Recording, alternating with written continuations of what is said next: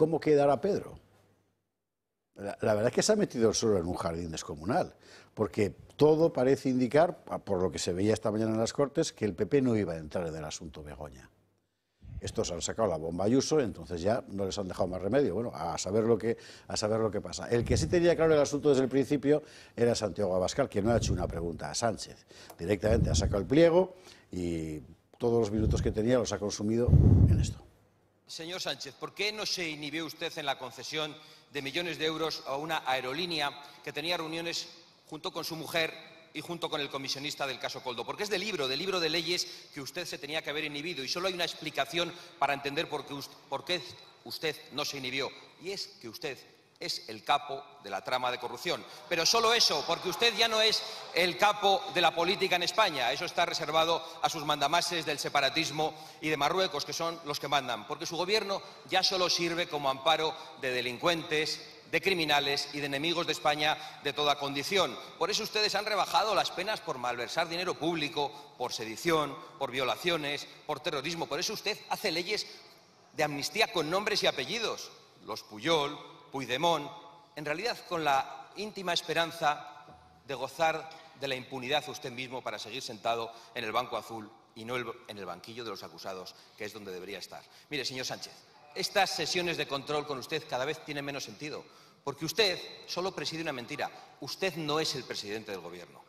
La presidenta del Gobierno está ahí arriba, se llama Míriam Nogueras, de Junts, la correveidile de Puigdemont. Así que corra y dígale a Puigdemont que aquí le esperamos y que cuando venga estará donde se merece, que es en el banquillo de los acusados. Mientras tanto, ya sabemos que va a gozar de una amnistía inconstitucional gracias a ese señor, pero cuando estemos nosotros probará otra cosa. Ya sabemos que nos va a tocar aguantar un tiempo que aquí gobiernen Marruecos y los separatistas, ante los que a usted se le pasa toda la soberbia y se pone muy, pero que muy sumiso.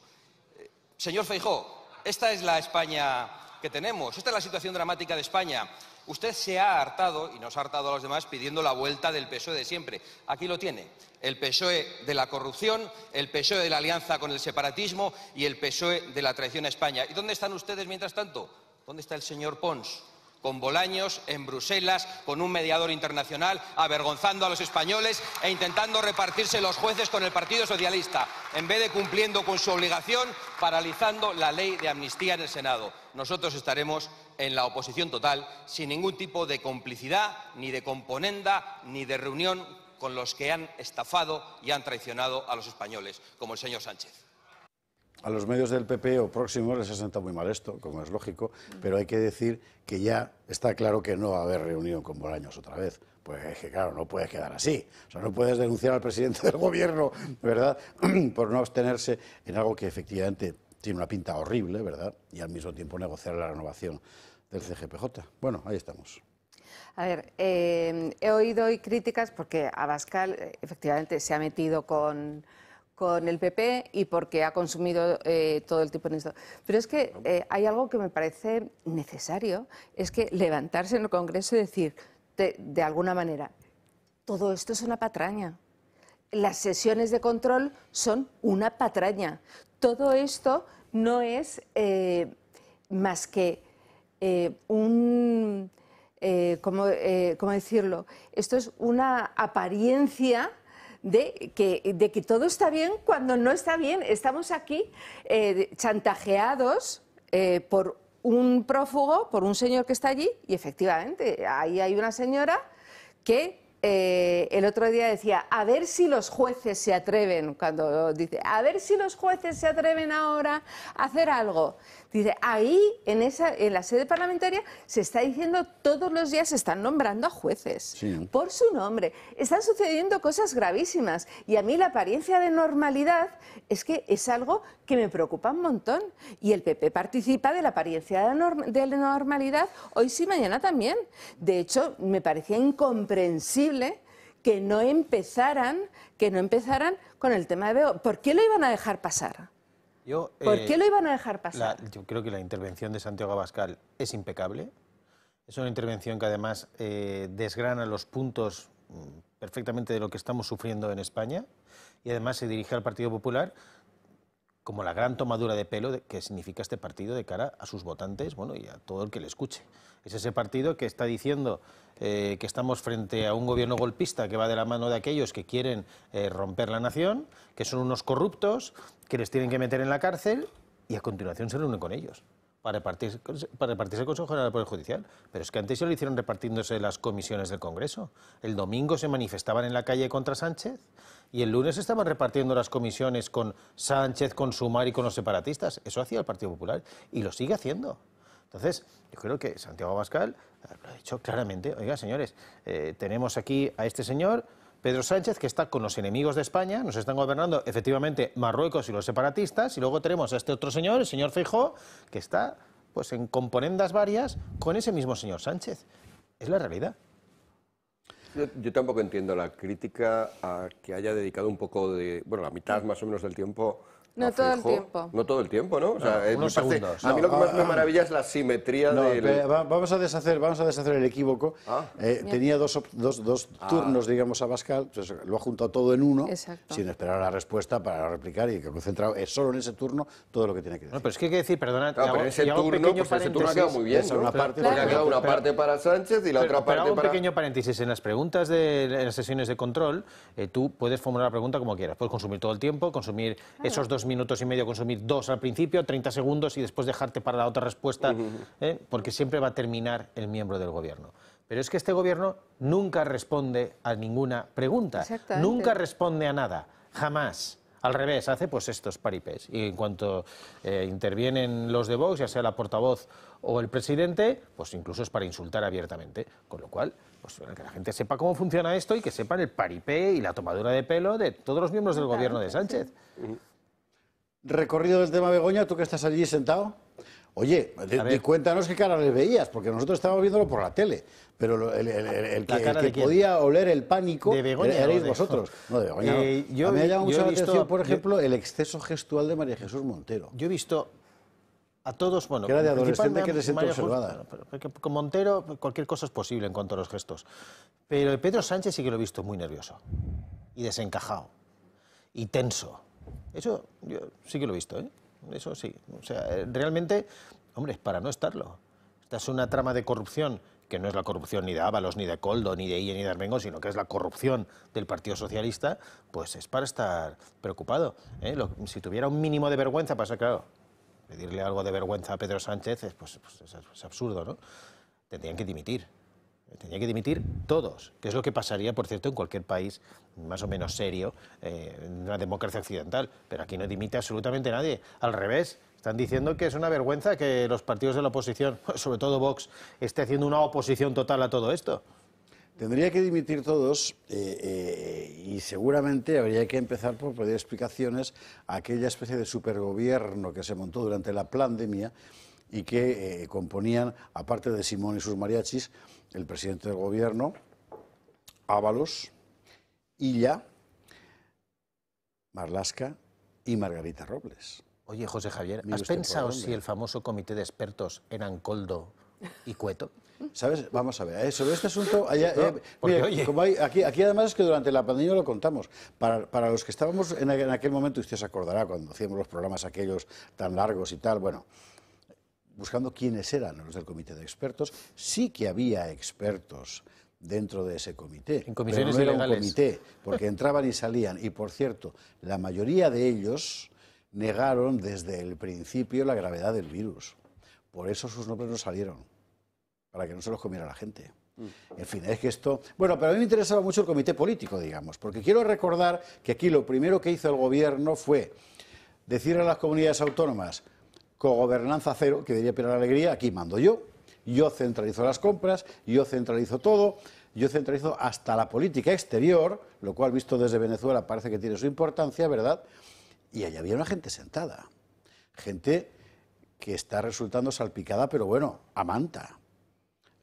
María Jesús Montero, ya lo hemos visto, que no estaba en aquel comité, pero en la medida en que ha encubierto lo que estaba pasando, es un caso claro. Pero hemos visto el papel de Ábalos, el papel de Marlaska, el papel de Illa, y Margarita, ¿qué? Pues Margarita también. Margarita también, porque Margarita Robles, bueno, mire, informe Gutiérrez. La investigación de la Guardia Civil sitúa al empresario Juan Carlos Cueto en la cúspide del caso Koldo como cerebro detrás de la empresa Soluciones de Gestión SL, que facturó, gracias a la trama, 54,5 millones de euros en 2020. Esto no impide que el Ministerio de Defensa siga adjudicando contratos a la empresa Comercial Cueto 92. El último fue adjudicado el 6 de marzo para la adquisición de repuestos para el mantenimiento y reparación de vehículos del Ejército del Aire por un valor de 14.377 euros. El importe es inferior al límite legal para que se tenga que celebrar concurso, por lo que ha sido adjudicado de forma discrecional. Margarita Robles defiende que su ministerio siempre actúa conforme marca la ley. Si hay empresas que están en el tráfico mercantil, que cumplen los requisitos y que cumplen la ley, nosotros no somos quien para excluirlos de un procedimiento contractual con arreglo a derecho. Y creo que sería bueno que en este país no nos olvidáramos que hay un principio fundamental, que es la presunción de inocencia. La compañía de Cueto suele trabajar con el Ministerio de Robles. Se ha hecho con más de 47 contratos por un importe superior a los 1,5 millones de euros. También ha cerrado acuerdos con la Guardia Civil por 1,2 millones. Los negocios previos de Cueto son algo turbios, como se desprende del caso Defex. En 2014, la Unidad Central Operativa de la Guardia Civil investigó a Juan Carlos Cueto. Este, junto a la empresa semipública Defex, se hizo con un contrato de 150 millones de euros en el año 2008. La Benemérita investigó el caso por presunta corrupción en la venta de armas a Angola. El juez instructor asegura que el objetivo era hacerse con contratos públicos en el extranjero mediante los que enriquecerse al establecer enormes sobreprecios en la adquisición de las mercancías. La Audiencia Nacional estima que inflaron el precio en 100 millones de euros. Montaron un entramado que simulaba la prestación de servicios con facturas falsas y sociedades pantalla. El pasado 28 de febrero, Juan Carlos Cueto tuvo que declarar por estos hechos en la Audiencia Nacional. Ni esta causa ni la trama Koldo impiden que el gobierno le siga adjudicando contratos. Así, Robles se suma a los ministros del núcleo duro del presidente durante la pandemia. Se une a Salvador Illa, a Grande Marlaska y a José Luis Ábalos. Todos ellos salpicados por estos presuntos casos de corrupción. Ese era el comité de seguimiento. Bueno, claro, oiga, es que aquí la cuestión es... Esto no tiene nada que ver, como usted comprenderá, con lo de la pareja de Ayuso. Es decir, aquí la cuestión está clara. Esa gente tomó decisiones que, mire usted por dónde, han derivado en mordidas varias. Y con los mismos protagonistas. Ahora, de repente, aparece una conexión muy interesante. O sea, resulta que el señor Cueto no venía de la mano de Ábalos. ¿Venía de la mano de Defensa o qué? Pues alguien tendrá que dar una explicación. Y Jorge Campos no, porque no lo sabe. No, de hecho lo he preguntado en la tribuna. Alguien tendrá que dar explicaciones de a cuántos ministerios va a afectar esto, quiénes son todos los implicados, cuántos cargos hay en la trama.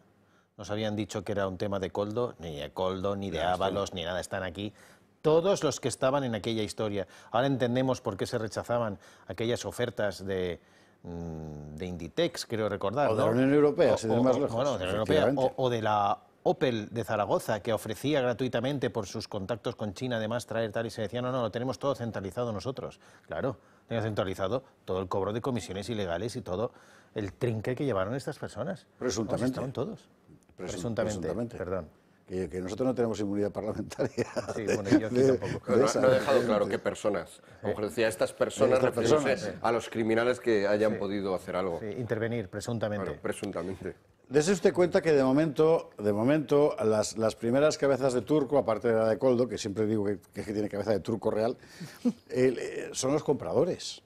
O sea, Armengol, Torres y tal, a los que les llega un material que ellos compran. Ya veremos qué pasa con esas armas que hay de Extremadura, por ejemplo. Y que además se hizo mucho hincapié en que las comunidades del PSOE no gobernadas por la esfera Ábalos son las que no compraron, ¿verdad?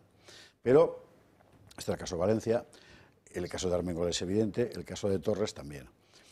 Pero claro, estos son los que reciben. Los que mandan, ¿qué? Y los que mandan está en algún lugar de ese polígono que forman esos ministros que forman el comité de seguimiento famoso de la pandemia.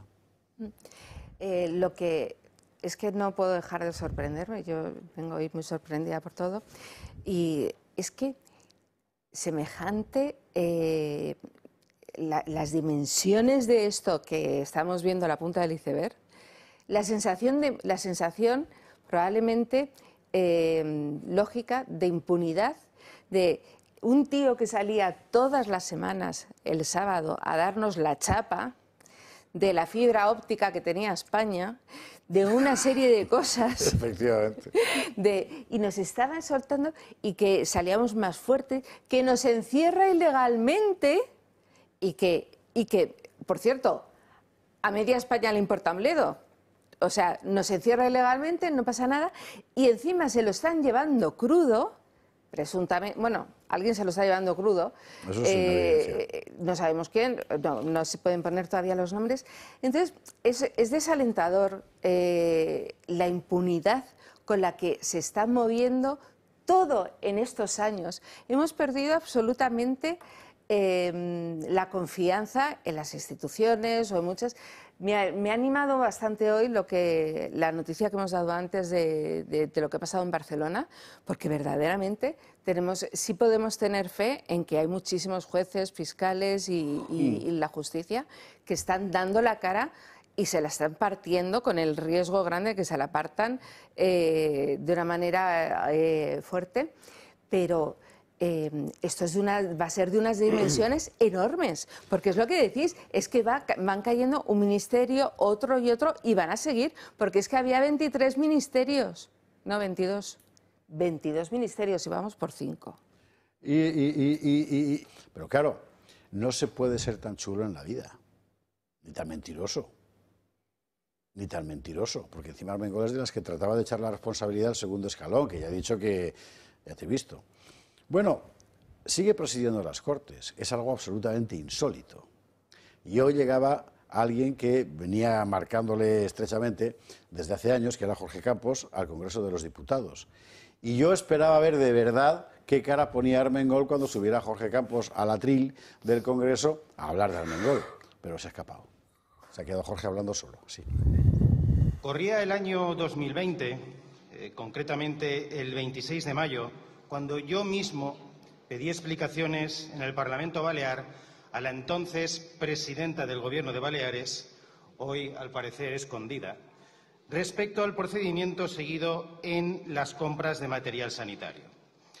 La respuesta fue que me estaba aprovechando del dolor de las víctimas de la pandemia. Mientras la gente moría, cargos socialistas se forraban con comisiones ilegales. Mintieron a todo el mundo para ocultar el robo. Señores del Gobierno socialista, dimitan. Señores que sostienen al Gobierno, retiren su apoyo, serán cómplices no solo de intentar destruir a España, sino de participar en la corrupción socialista. Y ustedes, señores del Partido Socialista, vuelven a hacer lo mismo que hicieron con el escándalo de las menores tuteladas prostituidas. En Baleares no han votado a favor de una comisión de investigación. ¡Qué vergüenza, señores! Una trama de corrupción que vuelve a afectar de lleno al Partido Socialista Obrero Español. Estamos conociendo la chorizoesfera. Y no ha dimitido nadie, ¿no? No te han hecho caso. No ha dimitido a nadie. Es verdad que el vicepresidente, ante la ausencia de la presidenta del Congreso, ha intentado cortarme antes de tiempo, porque siempre dejan unos cuantos segundos más, pero bueno, yo creo que había que decirlo. Y había que hacer referencia a la que hoy en día es presidenta del Congreso de los Diputados, que es absolutamente indigna de ocupar ese puesto, que es la más alta representante de la sede de la soberanía nacional. Una señora que está implicada en un escándalo de unas proporciones, vamos, colosales. Una persona que en el 2020, cuando le pedíamos explicaciones de ver cómo se estaban contratando esas mascarillas, ese material sanitario, te decía en la cara que te estabas aprovechando de las víctimas. Y resulta que los que se estaban aprovechando eran ellos. Bueno, y cuando decían, no vamos a dejar a nadie atrás, no, se trataba de no dejar atrás ninguna comisión ilegal para los cargos socialistas. Y eso había que decirlo. Porque ya está bien de tener que aguantar a todas estas personas que decían que todo lo hacían por nuestro bien, que el esfuerzo era máximo, que cualquiera que se opusiera era un mal ciudadano español, cuando primero los decretos del estado de alarma inconstitucionales, después que decían que estaban salvando vidas y lo que estaban haciendo es robando a manos llenas. Y resulta que lo último es ocultar este tipo de robo. Bueno, pues había que decirlo. Es absolutamente indignante que la señora Armengol siga al frente y siga como presidenta del Congreso de los Diputados. Es una vergüenza.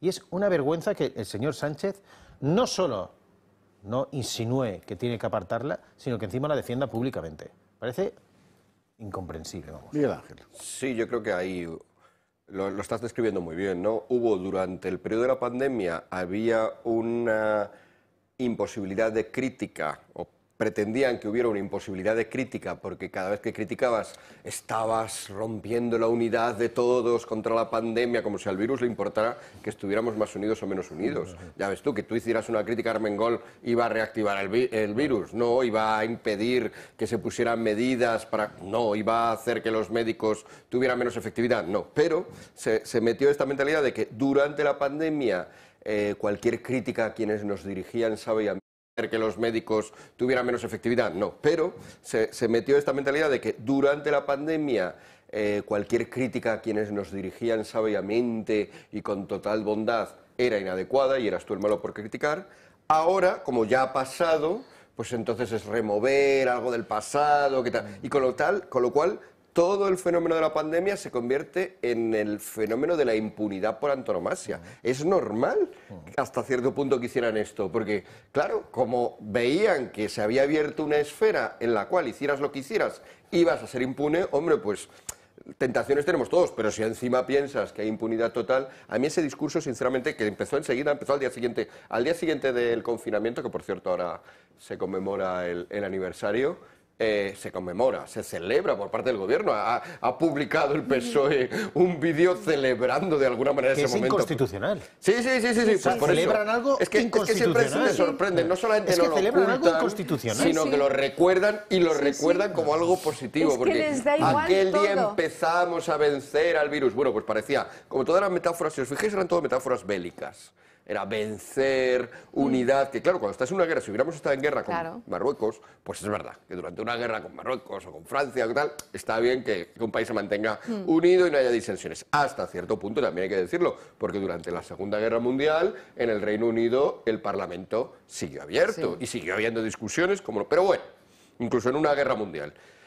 La cosa es que en esa mentalidad de que esto era una guerra, pues claro, no podíamos decir nada. El que criticaba que se saliera todos los días a las 8 a aplaudir sin saber muy bien por qué y sin tal vez, ya era también un mal ciudadano. O sea, por supuesto también estaba la gente que se asomaba al balcón para detectar malos ciudadanos, sin saber si es que ibas por la calle, yo qué sé, pues porque tenías una urgencia. Es decir, todo aquello, desgraciadamente, fue una exhibición de muchos de los factores peores del ser humano, y una de estas características peores del ser humano es que cuando nos sentimos impunes es muy probable que nos comportemos mucho peor que de lo habitual. Y este gobierno vive en una impunidad perpetua, o sea, se cree, y de hecho yo creo que has comentado que Sánchez estaba nervioso, porque se ha creído verdaderamente invulnerable en estos años. Se ha creído totalmente invulnerable. Entre otras cosas, por el silencio apesebrado de una parte muy importante de la profesión periodística.